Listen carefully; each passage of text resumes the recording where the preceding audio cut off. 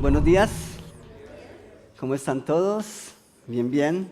Grato estar una vez más aquí reunidos como con Viva Norte. Muchas gracias por acompañarnos.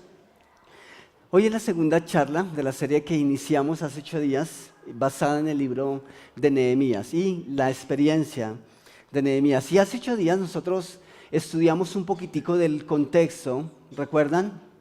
¿Cómo fue que Dios cumplió su promesa? La nación de Israel fue constituida como nación, llegó a ser potencia, pero luego a consecuencias del pecado y la desobediencia de Dios, ellos llegaron a terminaron en unas tierras extrañas bajo el yugo de unas naciones que eran en contra de la voluntad de Dios. Es decir, terminaron en mano de sus enemigos. Y Dios había hecho la promesa de que Él volvería a reunir a su pueblo en su tierra natal, en su tierra en donde geográficamente están ubicados. Y Nehemías es ese hombre en quien Dios va a depositar ese propósito, en quien Dios, a través del cual Dios va a cumplir el propósito de regresar su pueblo a la tierra donde siempre debieron estar. Así que esta mañana, habiendo entendido un poquitico de ese contexto, quiero que vayamos directamente al libro o al primer capítulo del libro que nos cuenta la historia de este gran líder.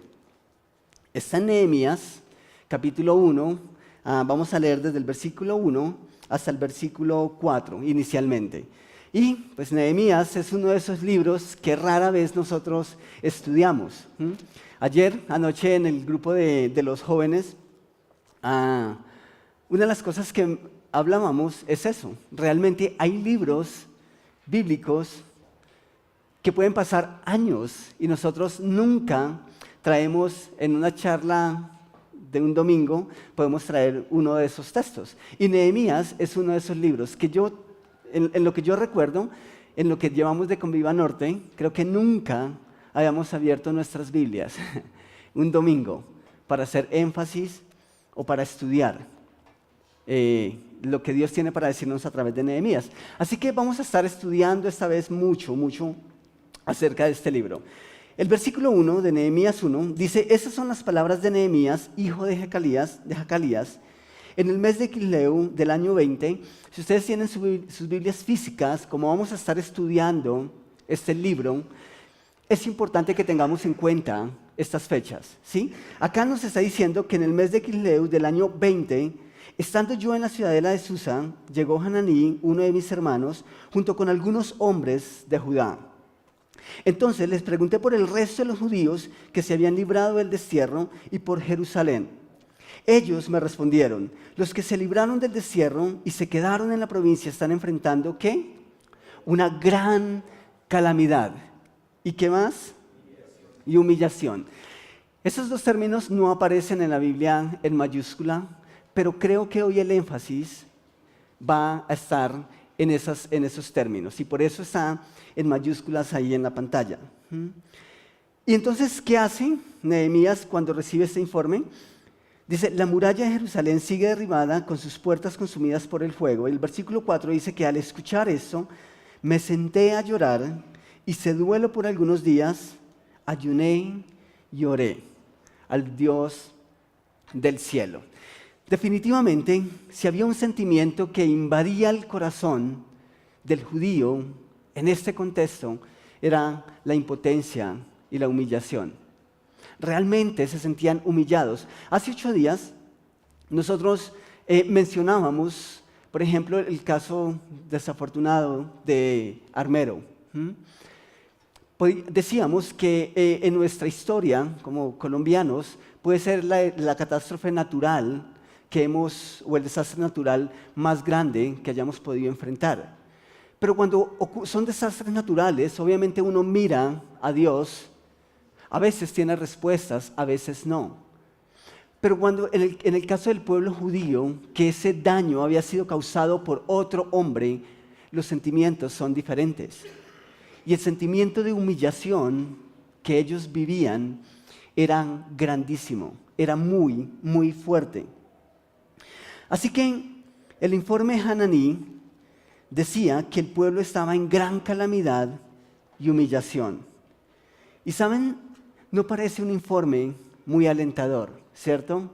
Es como cuando los que tenemos amigos, yo todavía no tengo familiares en el exterior, pero ustedes que tal vez tienen familiares en el exterior, cuando acostumbran o reciben por fin una llamada, uno empieza a preguntar. Es normal, ¿cierto? Que uno pregunte, ¿cómo está fulano? ¿Cómo está fulana? Y eso es lo que está haciendo Nehemías acá. Pero el informe que él recibe es un informe muy, muy negativo. Lo que me encanta de esto son los detalles de Dios. Definitivamente Nehemías era el hombre apto, era el hombre preciso para leer ese informe. ¿Por qué digo eso? Porque en la cultura judía, como lo hemos mencionado muchas veces, los nombres son una descripción de quién es la persona. Si tú conoces el nombre de una persona y conoces la etimología del nombre, entonces puedes dar por hecho que esta persona tiene estas características. ¿Saben lo que significa el nombre de Nehemías? El nombre de Nehemías en hebreo significa consolado por Jehová o Dios da consuelo. Y saben, me encanta eso porque Dios sabía que su pueblo necesitaba consuelo. Así que Nehemías es el hombre preciso para esa labor. Eso en cuanto al pueblo de Israel, pero quiero que pensemos por un momento en nuestra realidad, como iglesia, como sociedad, como país. ¿Qué hace Dios cuando la sociedad va rumbo hacia el fracaso? Dios consuela. ¿Qué hace Dios cuando nuestros sueños están derrumbados, que simplemente no tenemos las fuerzas para continuar? Dios en medio de esa realidad consuela. Dios da consuelo. ¿Qué hace Dios cuando simplemente queremos echar todo por la borda y decir no más? Dios da consuelo. ¿Y saben cómo lo hace? Dios a menudo levanta hombres. Y una de las cosas que también hablábamos ayer en el grupo de jóvenes es que muchos de esos hombres que Dios va a levantar están aquí. Son jóvenes. Recuerdo una anécdota de alguien que alguien compartió. Esta persona hablaba de un hombre muy importante que visitaba un pueblo. Y este hombre muy importante llega al pueblo y lo primero que pregunta a algún habitante es: ¿qué hombre importante ha nacido en este pueblo? Y esta persona le responde: aquí no nacen hombres, aquí nacen niños y se forman. Nuestra responsabilidad como iglesia es esa misma. Dios nos ha dado jóvenes, tenemos una base de jóvenes que están creciendo. Y tal vez, ojalá Dios quiera, que ellos son los que el día de mañana van a estar llevando las riendas de Conviva Norte. Pero Dios siempre ha levantado hombres. Aún en los momentos más críticos de la sociedad hay por lo menos uno que marca la diferencia. Y esa es la esperanza que tenemos, no solo como iglesia, sino como sociedad.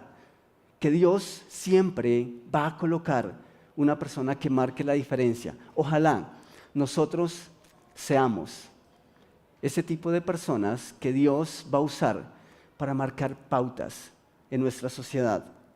Pero ahí está Nehemías. Y de la misma manera en como lo hizo Dios a través de Nehemías, estoy completamente seguro que puede hacerlo a través de cada uno de nosotros. Esta mañana entonces comenzaremos analizando el primer ladrillo de liderazgo que utilizó Nehemías para levantar la muralla de Jerusalén. Y ese es el ladrillo de la fe. Y ese es el título de la charla esta mañana. El ladrillo de la fe. Estamos haciendo una analogía, ¿sí? Nehemías va a levantar los muros que rodeaban y que protegían la ciudad.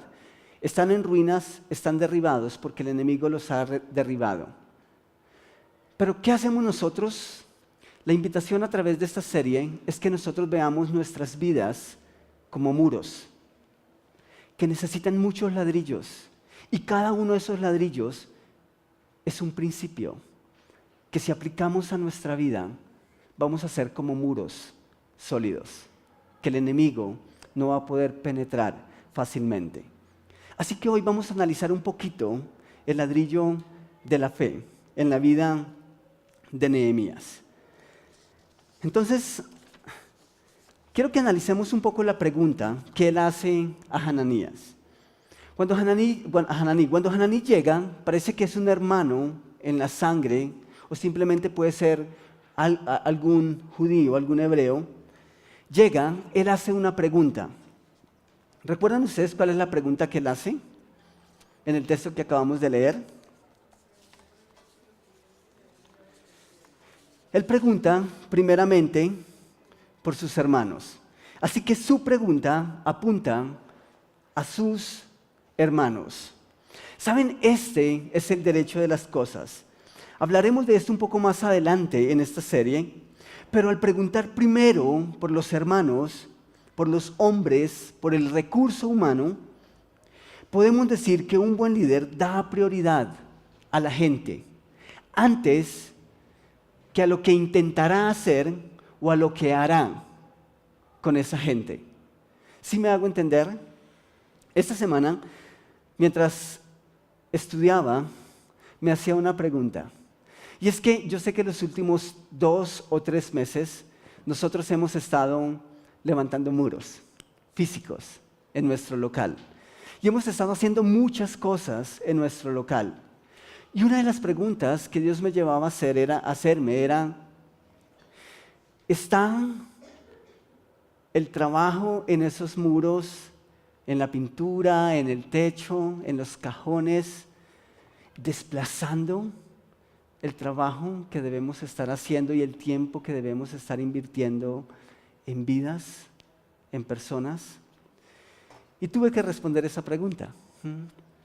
Ojalá, si ustedes hacen esa pregunta, lleguen a la misma respuesta que nosotros llegamos con Jonathan. Porque eso es de suma importancia.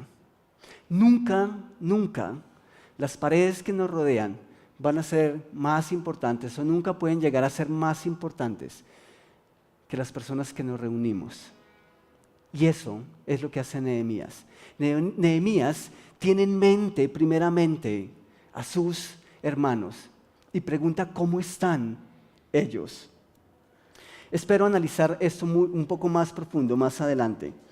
Pero en segundo lugar, la pregunta apunta a Jerusalén y la ciudad, o sea, a la gente y sus circunstancias. ¿Cómo está la gente y en qué condiciones están?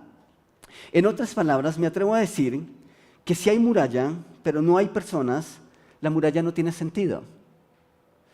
Podemos tener un local impresionantemente hermoso, pero si no tenemos personas, entonces no tiene sentido.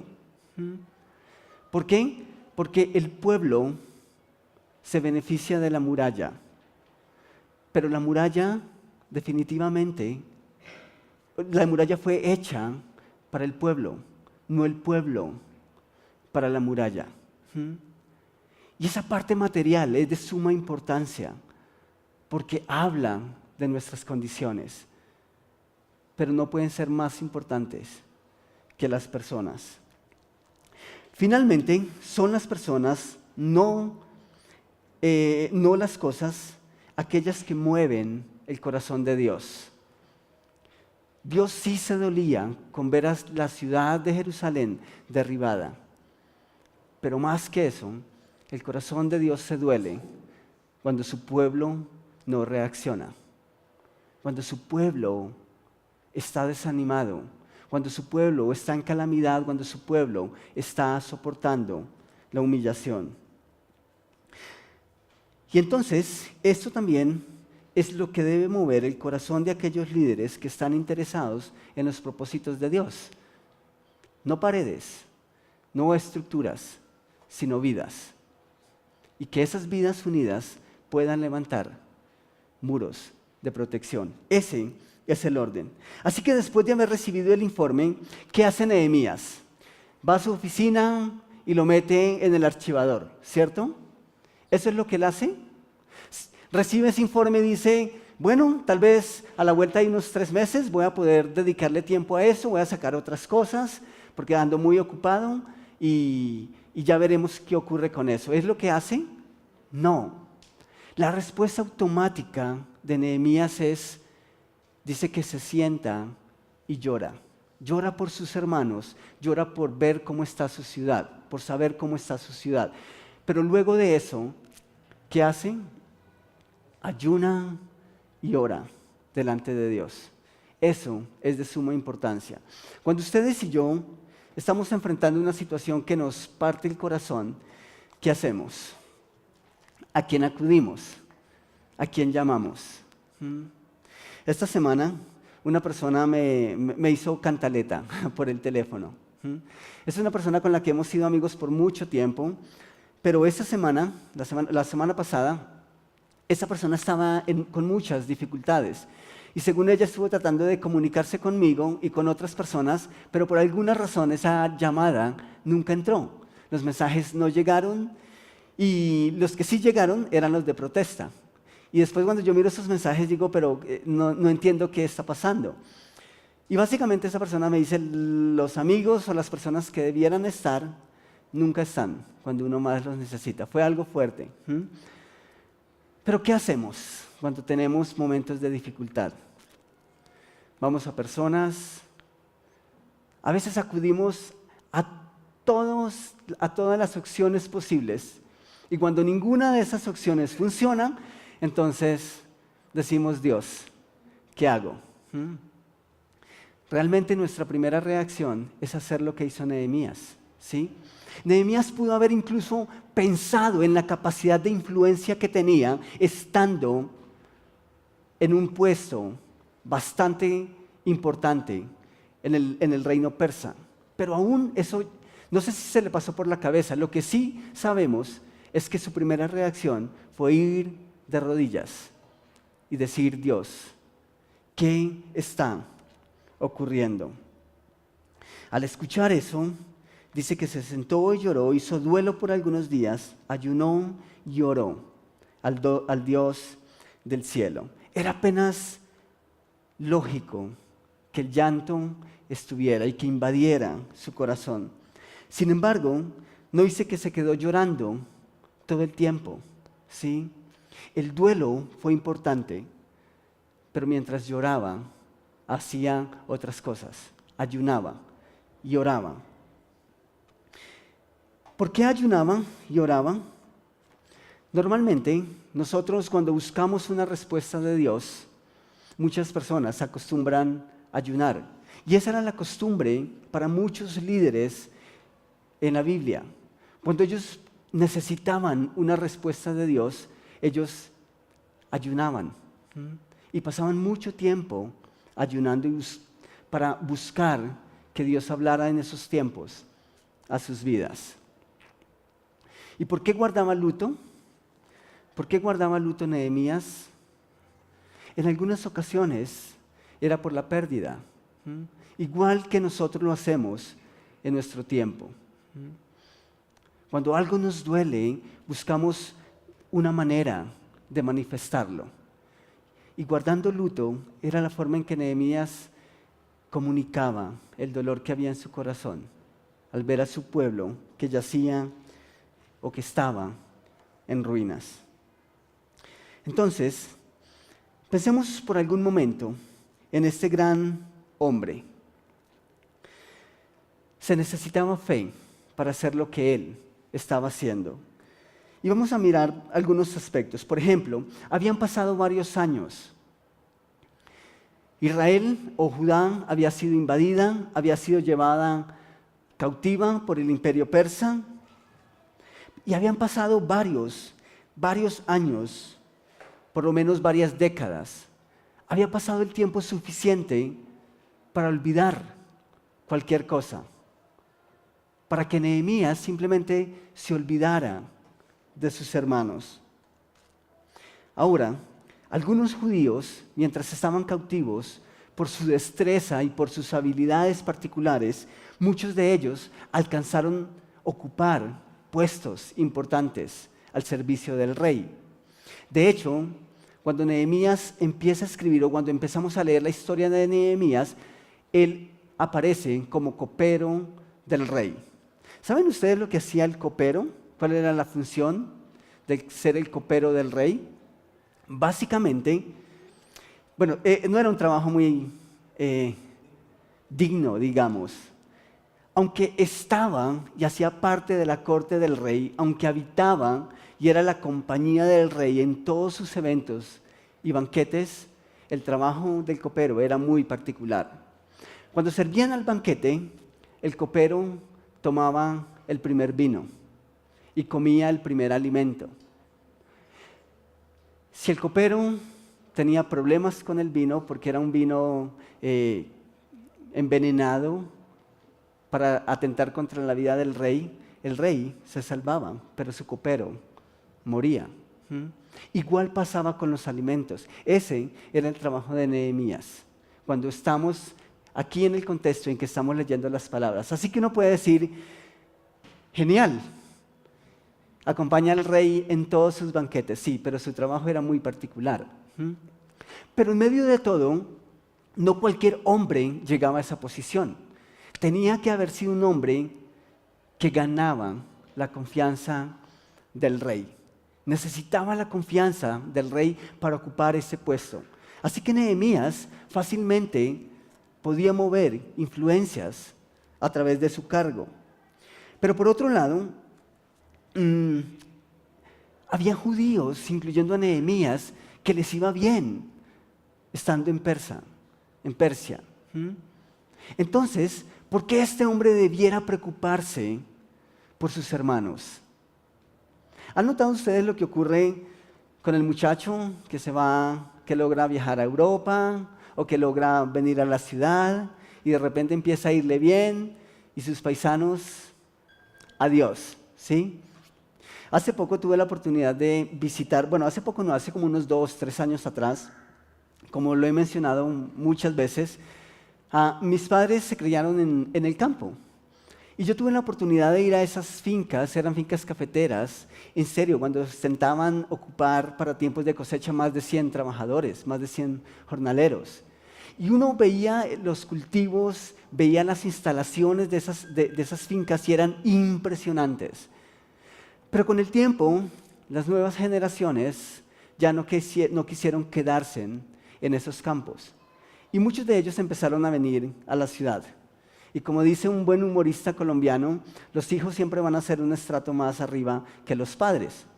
Muchos de esos jóvenes llegaron a la universidad, llegaron a la ciudad y literalmente se olvidaron de sus padres. Incluso abandonaron sus padres. 20 años después, 25 años después, uno va a esas fincas y da tristeza. En serio, es muy, muy triste. Las personas que habitan son personas de muy avanzada edad. Y estoy casi seguro que una vez que ellos mueran, pues eso se acaba. Y la verdad es triste. Nehemías tenía todo para haberse olvidado. Tenía todos los argumentos. Nadie le reprocharía si no vuelve a Judá, si no vuelve a su tierra. Pero en su corazón siempre estuvo sus hermanos. En su corazón siempre estuvo su ciudad, su Dios. Así que pudo haberlos olvidado, pero no lo hizo. Y la pregunta es, ¿por qué? ¿Por qué en el corazón de Nehemías estaba tan arraigado su sentimiento hacia sus hermanos, hacia su país? Quiero que leamos esta mañana los versículos que siguen, versículos 5 en adelante, del capítulo 1 de Nehemías. Y quiero que por favor noten el tono de su oración. Dice: Señor, Dios del cielo, grande y temible, que cumples el pacto y eres fiel con los que te aman y obedecen tus mandamientos. Te suplico que prestes atención, que fijes tus ojos en este siervo tuyo que día y noche ora en favor de tu pueblo, Israel. Confieso que los israelitas, entre los cuales estamos incluidos mi familia y yo, hemos pecado contra ti. Te hemos ofendido y nos hemos corrompido mucho. Hemos desobedecido los mandamientos, preceptos y decretos que tú mismo diste a tu siervo Moisés. Recuerda, te suplico, lo que dijiste a tu siervo Moisés. Si ustedes pecan, yo los dispersaré entre las naciones. Pero si se vuelven a mí y obedecen y ponen en práctica mis mandamientos, aunque hayan sido llevados al lugar más apartado del mundo, los recogeré y los haré volver al lugar donde he decidido habitar. Eso es muy, muy interesante. Cuando leo estas palabras de Nehemías, pienso en lo que dice el autor de Hebreos en el capítulo 11, versículo 6, que dice, pero sin fe es imposible agradar a Dios, porque es necesario que el que se acerca a Dios crea que Él existe y que recompensa a los que le buscan. ¿Saben? Nehemías tenía esto completamente claro en su corazón. Nehemías sabía que aunque había pasado el tiempo, que aunque habían pasado muchas circunstancias dolorosas, había una promesa que Dios había hecho a su pueblo. Y Nehemías se aferra a esa promesa.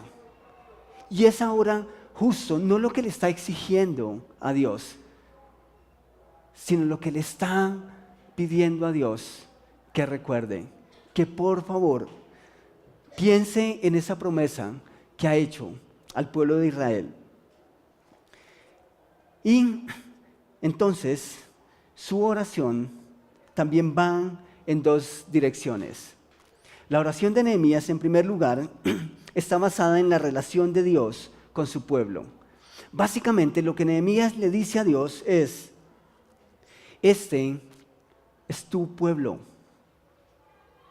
Este es el pueblo que tú formaste. Es tu pueblo escogido. Es el pueblo al que tanto amas. Así que por favor acuérdate de tu promesa para bendecir a tu pueblo ahora. Y en segundo lugar, está basada con relación a la promesa. En Segunda de Crónicas, capítulo 7, versículo 14, Dios había hecho una promesa a su pueblo.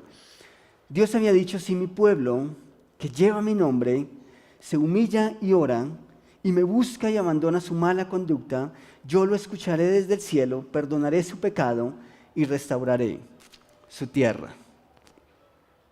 ¿Conocía eso Nehemías? Sí. Y no solo lo conocía, sino que lo había abrazado. Nehemías abraza esta promesa de Dios y le dice, Dios, ya es tiempo, es hora. Quiero ser esa persona que invite a su pueblo, a tu pueblo, a humillarse delante de ti y hacer tuya esta promesa. El domingo pasado cantamos una canción que es muy, muy especial y titulada Ruinas Gloriosas. Y esa canción alude al hecho de que cuando nuestras vidas estaban en ruinas, Dios nos vio con amor. Y Dios quiso hacer de esas ruinas algo glorioso. Y de esas ruinas gloriosas que eran nuestras vidas, Dios levantó hijos. Somos usted y yo, cada uno de nosotros esta mañana. Así que mientras estaba a punto de comenzar esa canción, simplemente me senté en las sillas de atrás y miraba lo que ha sido mi vida delante de Dios.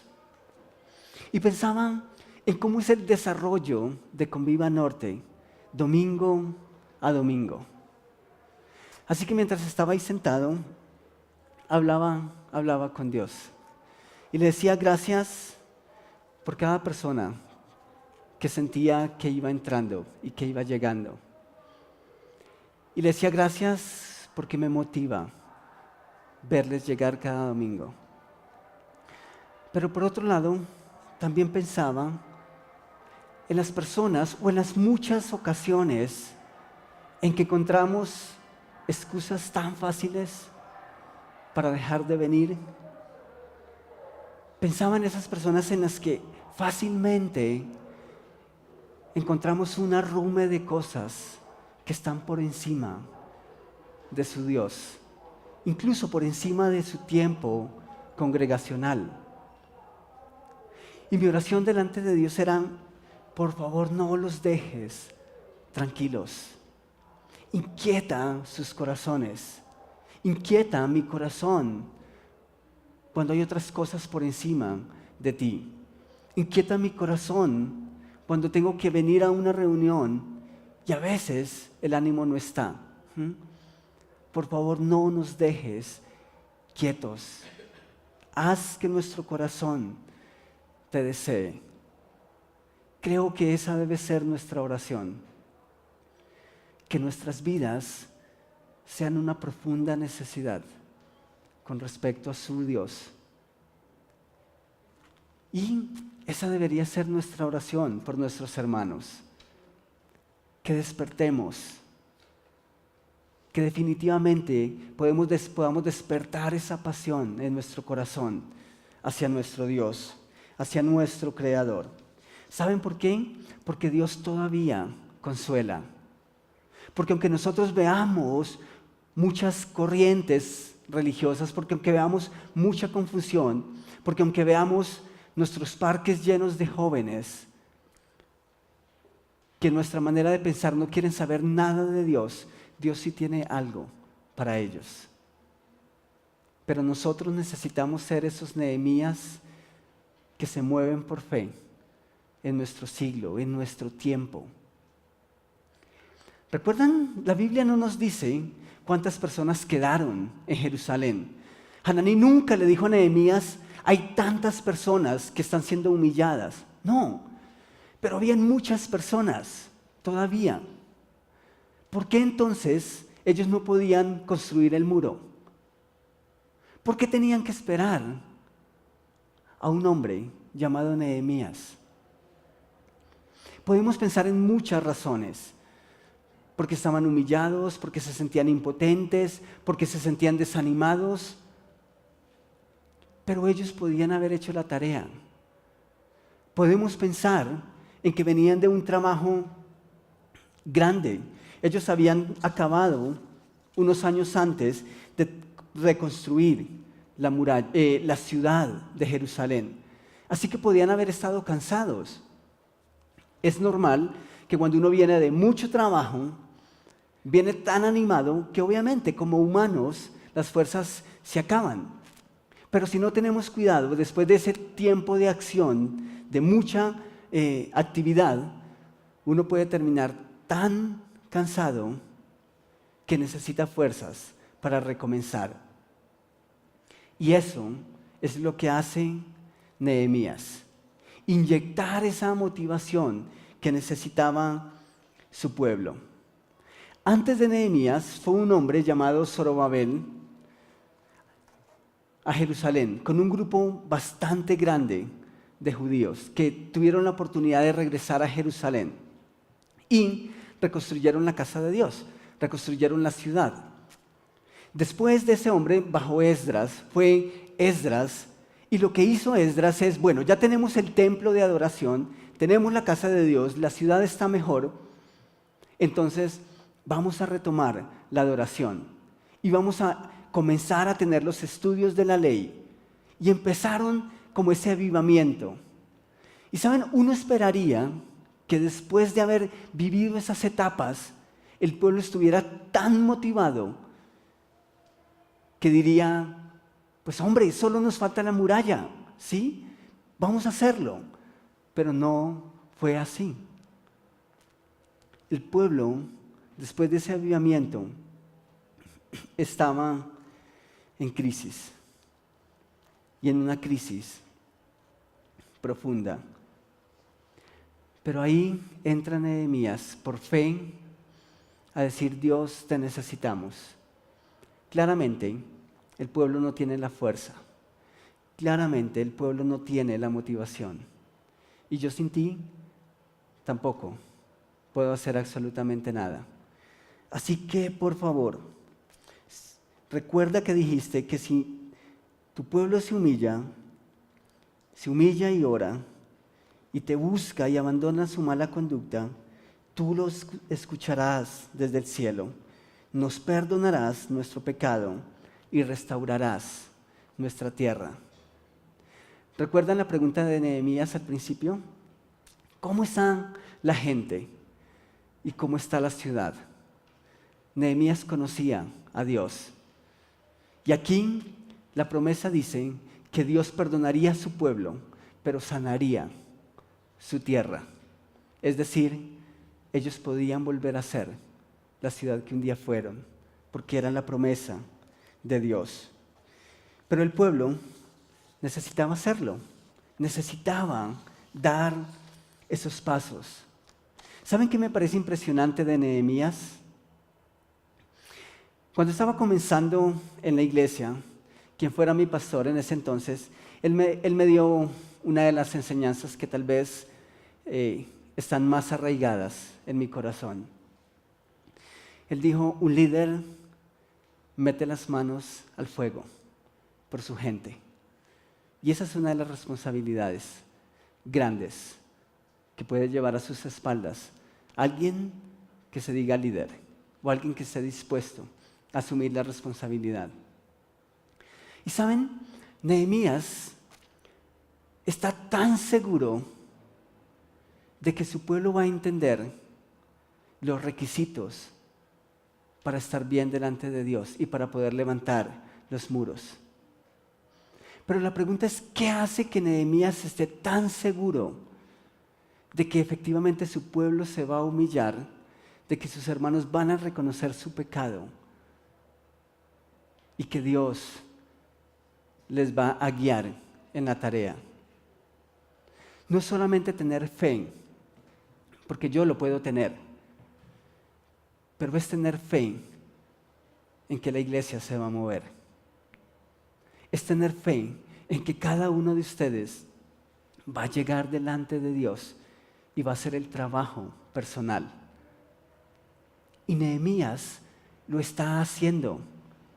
Nehemías le está reclamando una promesa a Dios sin saber cuál va a ser la respuesta de sus hermanos. Es posible que Nehemías llegue a Jerusalén y sus hermanos digan, no, nosotros no queremos trabajar. Pero Nehemías está aquí, no solo dejando su dolor delante de Dios, sino también encomendando la causa de sus hermanos. Eso es un buen líder. Y ahí está Nehemías dándonos una lección de fe. Un líder primeramente confía en Dios y luego motiva a otros a hacer lo mismo. Alguien dijo que la mejor manera de liderar es estar motivado. Y cuando usted y yo estamos motivados, la gente se puede motivar. Pero cuando nosotros no logramos ver más allá, a través de nuestra fe en Dios, pues ¿qué nos va a motivar? Lo que veía Nehemías era una ciudad reconstruida, una ciudad en todo su esplendor. Y eso es justo lo que le reclama a su Dios. Mi pregunta esta mañana para cada uno de ustedes, ahí donde está, es primeramente cómo está la fe en sus vidas. ¿Cómo está tu fe? ¿Qué es aquello que motiva tu fe? ¿Qué era lo que motivaba la fe de Nehemías? Nehemías conocía a su Dios, conocía cada una de sus promesas. ¿Será que has dado la oportunidad a Dios de obrar en tu vida de tal manera que te sientes seguro al confiar en sus manos? Tu vida, tus actividades, tal vez lo que te da temor. ¿Saben por qué Nehemías estaba confiando su propósito y su tarea en las manos de Dios? Porque conocía a Dios, porque le había visto obrar antes. Y estoy completamente seguro que cada vez que Dios bendice tu fe aumenta. Es la manera en cómo Dios bendice y aumenta nuestra fe. Cuando después de 8 días de luchar con la EPS para que atiendan a un ser querido, Dios responde, eso alimenta nuestra fe. Cuando personas que uno creería que ya han vivido todo, deciden dar pasos en su vida espiritual, eso alimenta nuestra fe. Cuando jóvenes deciden tomar decisiones en sus vidas a su corta edad con tal de agradar a Dios, eso alimenta nuestra fe. Y cuando las paredes de la ciudad que estaban en ruinas son reconstruidas, eso alimenta nuestra fe. Alimenta nuestra fe el entender que Nehemías era un hombre común y corriente y que cuando decidió creer a Dios, Dios hizo cosas muy, muy grandes a través de él. Pero la pregunta sigue ahí. ¿Cómo está nuestra fe esta mañana? ¿Será que merece una atención? ¿Será que a través de nuestras acciones y nuestros pasos de fe motivamos la fe en otros? ¿O será que simplemente otros nos ven obrar de tal manera que dicen, wow, pero si tú dices eso, tú que dices creer en Dios, tú que dices seguir a Dios, vacilas, dudas, pues entonces creo que necesitamos hacer ajustes. Quiero invitarles a que inclinen sus rostros, por favor, y me acompañen en un momento de oración.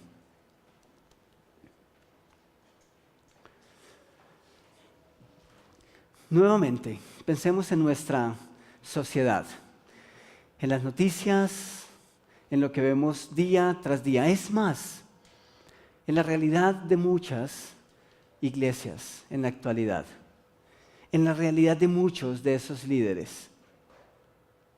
Saben, muchas veces he considerado mi vida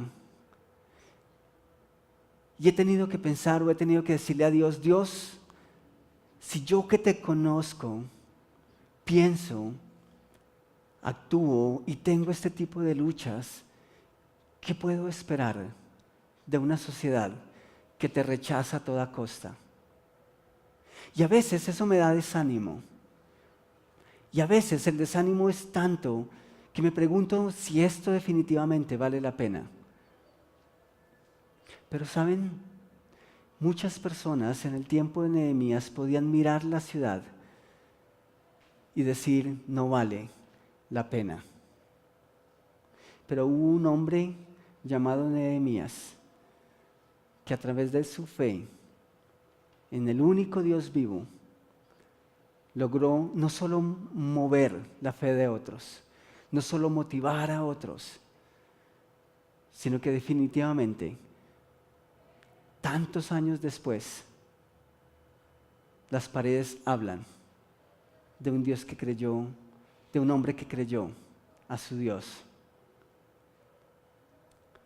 El desánimo puede ser fuerte y las consecuencias de ver vidas, de ver incluso líderes derrumbados, puede llegar a afectarnos. Pero Dios no ha cambiado.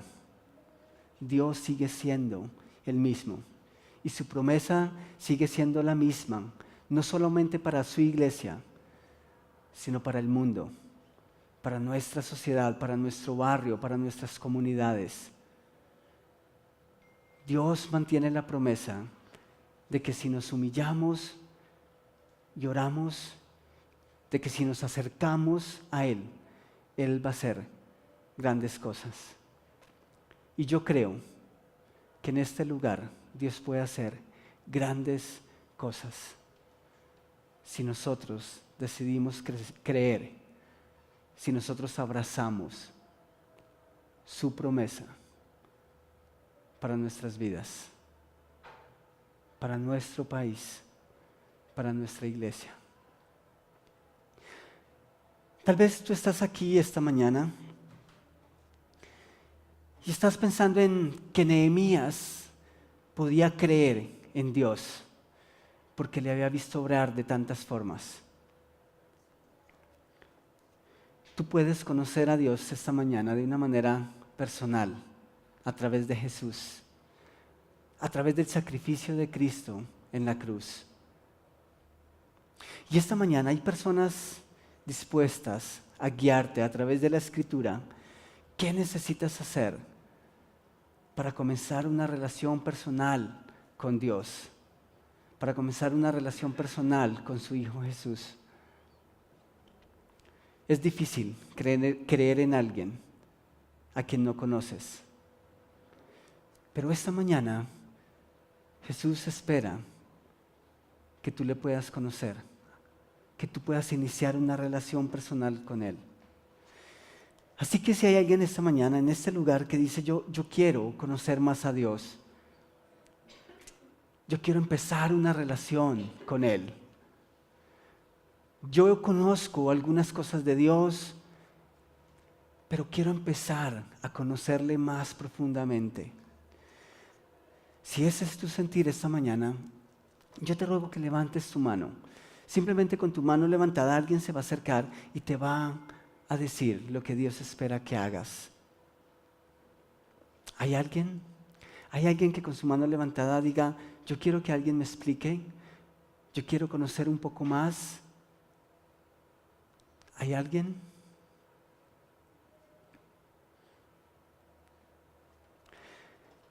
Tal vez sí, tal vez no, tal vez este no sea el momento.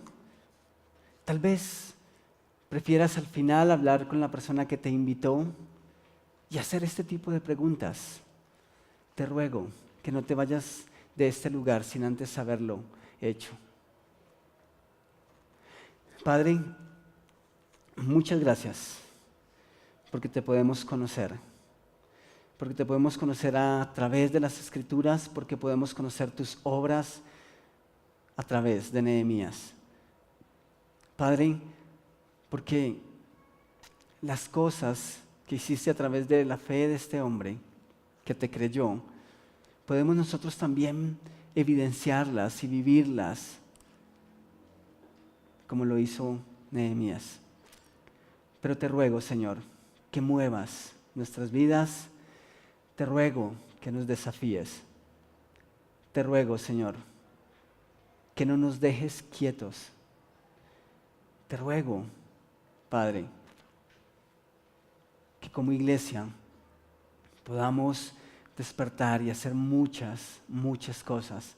Que cuando estamos demasiado quietos, tú nos motives, que tú nos despiertes.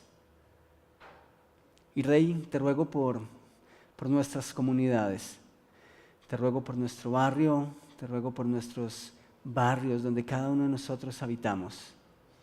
Te ruego, Señor, que nosotros podamos ser grandes hombres, grandes mujeres, grandes jóvenes que mueven a otros a abrazar tu propósito, a abrazar tus promesas, que mueven a otros a acercarse a ti. Gracias por tu palabra, gracias por tu presencia en este lugar, en el nombre de tu Hijo. Amén.